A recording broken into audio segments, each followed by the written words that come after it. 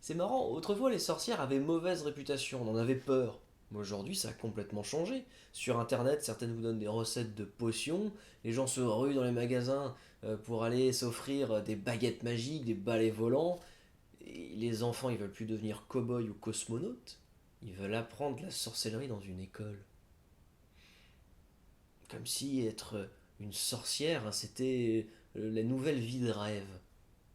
Mais faut pas croire, non. C'est pas parce qu'on est une sorcière qu'on a la belle vie.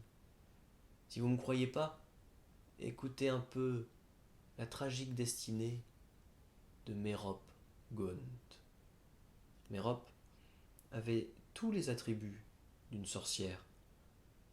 Elle était laide, elle avait la peau blafarde, un strabisme divergent, une tignasse mal peignée, une mèche collée sur le front. Elle avait à peu près tous les aspects d'une sorcière, à deux exceptions près. Elle était jeune, elle venait à peine d'avoir 18 ans, et elle n'avait pas de pouvoir magique. Elle était pourtant née dans une famille de sorciers. Une des plus grandes familles de sorciers. Une des plus grandes familles qui n'ait jamais vécu. Et qui se mariait uniquement entre sorciers et sorcières. Et les sorciers et les sorcières, ça court pas les rues. Alors, au bout d'un moment, on s'est marié entre cousins et cousines. Et puis, quand il n'y a plus de cousins ni de cousines à marier, on s'est marié entre frères et sœurs. Et du noble arbre généalogique n'est resté qu'une toute petite branche sinueuse et frêle. La famille Gaunt. Il restait Marvolo Gaunt. Il était aussi désagréable à voir qu'à entendre. Son fils, l'héritier, Morphine Gaunt, lui, il était aussi bête qu'il était méchant. Et Mérope Gaunt, la pauvre petite Mérope Gaunt, qui n'avait même pas de pouvoir, elle faisait la cuisine, elle faisait le ménage pour son frère et son père, et puis c'est tout. Elle vivait dans un taudis, une maison complètement détruite qui était posée à l'entrée du village de Little Angleton. Et dans le village de Little Angleton, cette maison, on l'appelait la maison des fous. Les gamins du quartier disaient d'ailleurs: Eh, toi, t'es pas capable d'aller dans le jardin des fous? Ah ouais? Eh ben toi, t'es pas capable d'aller toucher le serpent qui est cloué sur la porte de la maison des fous? Ah ouais? Eh ben toi, t'es pas capable de casser un carreau avec une pierre de la maison des fous? Non, ils étaient pas cap. Personne n'était cap. Personne ne s'approchait de cette maison. On voulait rien avoir à y faire. Ça jasait au village. On en parlait de cette famille, de ces miséreux, à traîner dans des histoires louches. C'était pas comme les Gédusors. Oh non, les Gédusors, c'était une famille notable. C'était eux qui vivaient dans le manoir, là en haut de la colline. Alors lui, Thomas Gédusor, qu'il s'appelait, bon, il était pas spécialement sympathique, mais c'était lui qui nourrissait la région. Sa femme, elle, quand elle se promenait au marché, on avait l'impression un peu qu'elle toisait le monde. Il faut dire que c'est elle qui avait les plus belles toilettes. Et leur fils, Tom, il avait hérité du défaut de ses deux parents, mais qu'il était beau. Ah, Tom Jedusor. Il était tellement beau que toutes les demoiselles du village, une bonne partie des dames aussi, on ne va pas se mentir, rêvaient d'être pendues à son bras. Bonjour, monsieur Jedusor. Vous allez accompagner au bal dimanche, monsieur Jedusor? Oups, j'ai fait tomber mon mouchoir, monsieur Jedusor.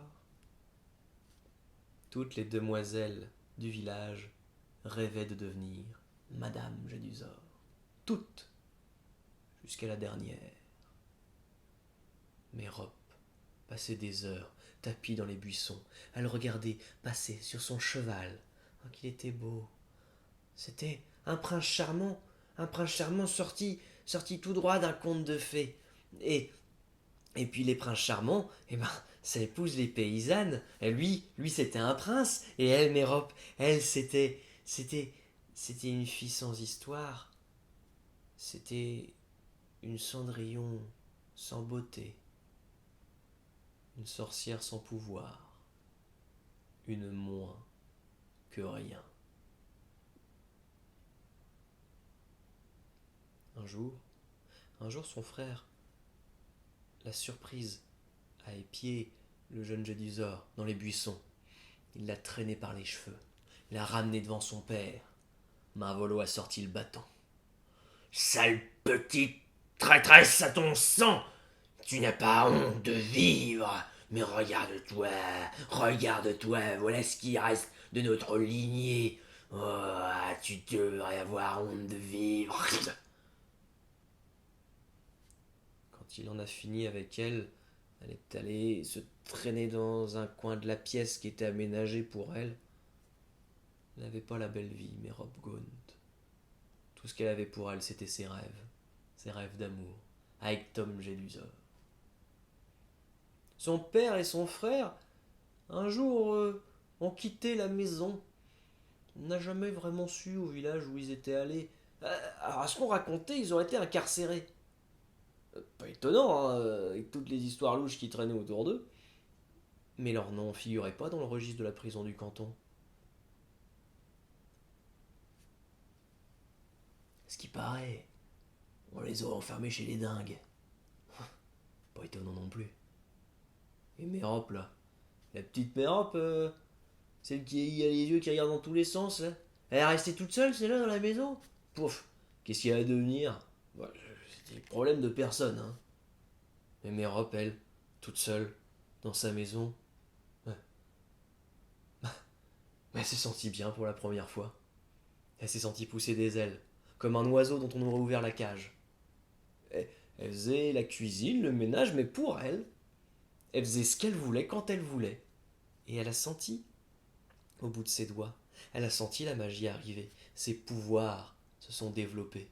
Elle pouvait faire venir à elle des objets sans les toucher. Elle pouvait concocter des potions. Elle pouvait même converser avec les serpents. Mérope faisait tout ce qu'elle voulait, toute la journée. Elle passait le plus clair de son temps dans les buissons à épier Tom Jedusor. Ah, elle le savait que Tom et elle y finiraient ensemble. C'était sûr, c'était évident, c'était dit dans les histoires. Alors, oui, effectivement, en ce moment, il fréquentait une certaine Cécilia. On ne sait pas trop d'où elle venait, celle-ci. Mais c'était une passade. C'était rien, c'était un jeu innocent, une erreur de jeunesse. Elle savait que Tom et elle. Mais Rob Gaunt, ça serait le grand amour. Mais l'amour, parfois, eh ben, faut lui donner un petit coup de pouce. Mais Rop avait trouvé dans un vieux grimoire de son père la recette d'un puissant filtre d'amour. Elle a récolté précautionneusement chaque ingrédient. Elle a suivi scrupuleusement chaque étape de la recette. Et elle en a concocté une potion. Un jour de grande chaleur, elle est allée dans le jardin. Elle a vu passer Tom Jedusor sur son grand cheval blanc. Elle l'a interpellé et il est venu vers elle. Il était surpris de voir cette jeune femme lui parler. Bonjour, monsieur Jedusor. Euh, ah bah vous devez avoir soif, hein. Mais il fait chaud aujourd'hui. Ah bah il fait soleil et donc il fait chaud, hein. Et vous avez soif? Moi je peux vous servir un petit quelque chose à boire, monsieur Jedusor? Tom n'avait pas envie de passer du temps avec elle, mais faut dire qu'il avait la gorge bien sèche. Il était assez loin de la maison. Bon, il allait boire un petite tasse de thé et repartirait aussi sec. Alors il accepta. Et aussitôt qu'il accepta, il regretta. Car la jeune fille avait sorti une vieille théière fêlée et un gobelet en terre cuite Le gobelet ne semblait jamais avoir été lavé. Il n'avait aucune envie d'y porter ses lèvres. Mais quand l'odeur qui émanait de ce thé venait lui caresser les narines, il se sentit transporté. Ça avait l'odeur d'une fraîche pluie d'été qui s'évapore sur la terre brûlante du jardin de sa grand-mère. Il en a bu une gorgée, puis une autre, il a terminé le verre en entier.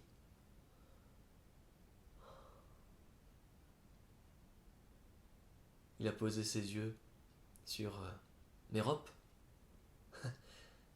C'est marrant parce qu'il n'avait jamais remarqué à quel point Mérope avait une certaine beauté délicatement cachée derrière ses allures de souillon. Il n'a pas pu résister. Il l'a embrassé. Il l'a embrassé et il l'a pris par la taille. Il l'a posé sur son cheval et ils sont partis tous les deux, loin, très loin. Hein, ses parents pourraient pas comprendre, ces imbéciles de parents. Ils voulaient seulement que lui il se marie avec la fille d'un collaborateur de son père, une histoire d'argent, des mariages arrangés. Non, ça c'était rien à côté de l'amour, le véritable amour. Qu'est-ce que ses parents comprenaient à l'amour? Lui, Tom, pour la première fois de sa vie, savait ce que c'était qu'aimer quelqu'un. Il a vécu avec Mérope. Une petite maison qui s'était achetée tous les deux. Personne n'a jamais vraiment su où elle était cette maison. C'était leur petit jardin secret, à elle et lui. Et puis, ils n'avaient pas besoin de grand-chose. On a besoin de rien hein, quand on est amoureux. Un peu d'eau fraîche, un lit pour laisser l'amour s'exprimer librement. Et le reste, la fortune le pourvoit. Ils ont passé des mois de bonheur tous les deux. Et régulièrement, Mérope versait quelques gouttes du filtre d'amour dans le brandy de son mari. Et les mois passant, elle s'est dit que finalement, c'était plus nécessaire de lui donner cette potion. Maintenant, il l'aimait pour elle, il s'aimait pour de vrai, c'était un amour sincère et pur, elle le voyait, elle le sentait, ça pouvait pas être faux, ça pouvait pas être de la sorcellerie, non, c'était vrai, c'était le grand amour. Alors, elle a arrêté de verser la potion dans le brandy de son mari, et elle s'endormait paisiblement en écoutant battre le cœur de Tom Jedusor. Tom s'est réveillé en sursaut. Il était en sueur. Qu'est-ce qui lui arrivait? Il ne se reconnaissait pas lui-même. Il a regardé cette femme à côté de lui. Oh, il en a eu envie de vomir. Il s'est levé, il a enfilé un pantalon, une redingote sans chemise. Il a sauté sur son cheval et il est parti loin, très loin, très loin. Il est rentré chez lui. Et en pleurs, et en rampant, il a supplié ses parents de tout lui pardonner. La famille Jedusor, la noble famille Jedusor, a préféré oublier cette histoire. Hein. Il a fini par se marier à quelqu'un d'autre. Une femme digne de ce nom. Le reste, c'est une histoire ancienne, c'est à peine une rumeur au village. Une rumeur tenace, hein. On n'arrêtait pas d'en causer. Au pub, oh, au pub tous les soirs, on trouvait un moyen de diriger la conversation vers la folle escapade de Tom Jedusor avec la fille des Gaunt là-bas. Qu'est-ce qui lui a pris? C'est une truce d'honneur. Oh, c'est une de ces fantaisies de riches familles. Ouais, un coup de folie passagère, quoi. Toujours est-il que Mérope, elle, s'est réveillée seule dans son grand lit. Toute seule. Sans son Tom. Son Tom était parti. Il l'avait jamais aimé, en fait. C'était juste la potion. Il ressentait rien pour elle. Juste du dégoût. Mérope Gaunt, ce petit souillon de rien du tout. Cette sale petite sorcière. Elle pouvait plus bouger. Elle pouvait plus parler, elle pouvait à peine respirer. Elle, elle sentait la tristesse lui tordre les entrailles. Mais il n'y avait pas que la tristesse. Il y avait autre chose qui bougeait dans son ventre. Elle attendait l'enfant de Tom Jedusor. Les mois ont passé. Et le dernier jour de l'année, toute grosse et toute chétive, elle est allée à l'hospice. Elle a mis au monde un enfant qui n'a pas pleuré, un enfant qui n'a pas poussé un cri, un enfant qui se contentait de regarder fixement le médecin qui le tenait dans ses bras. Un enfant qui ne ressentait rien, un enfant qui était né sans amour. Mais Rob était tellement triste. Elle lui donna le nom de son père, et ce fut la dernière chose qu'elle fit.